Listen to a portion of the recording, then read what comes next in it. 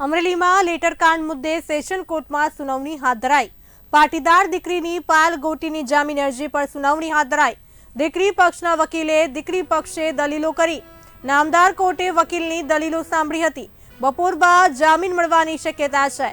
દિનેશ બાંભણિયા, ગોપાલ ઇટાલિયા સહિતના નેતાઓ પણ કોર્ટના પટાંગણમાં હાજર છે। અમરેલીથી સમાચાર પ્રાપ્ત થઈ રહ્યા છે। અમરેલીમાં લેટરકાંડ મુદ્દે સેશન કોર્ટમાં સુનાવણી હાથ ધરાઈ રહી છે।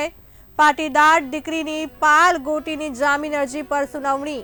દીકરી પક્ષના વકીલે દલીલો કરી છે। નામદાર કોર્ટ વકીલની દલીલો સાંભળી બપોર બાદ જામીન મળવાની શક્યતા છે।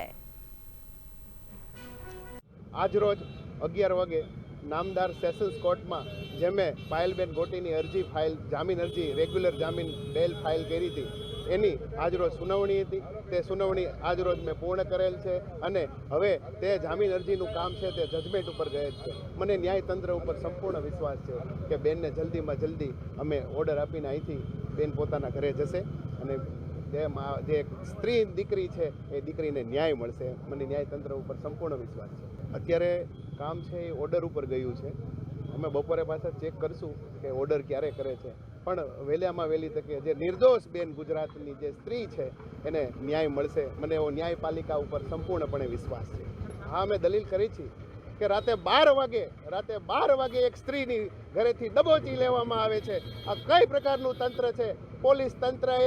પોલીસ તંત્રએ રાજકીય દબાણમાં જે કામ કરેલું છે, મને મારવામાં આવ્યો છે, મારી રિમાન્ડ માંગવામાં આવી છે અને કાલે તમે 169નો રિપોર્ટ ફાઇલ કરીને એમ કહો છો કે હવે બેન વિરુદ્ધ ગુનો નથી બનતો। સાહેબ, હું આટલા દિવસથી જેલમાં છું, મારી યાચના, માનસિક યાચના શું?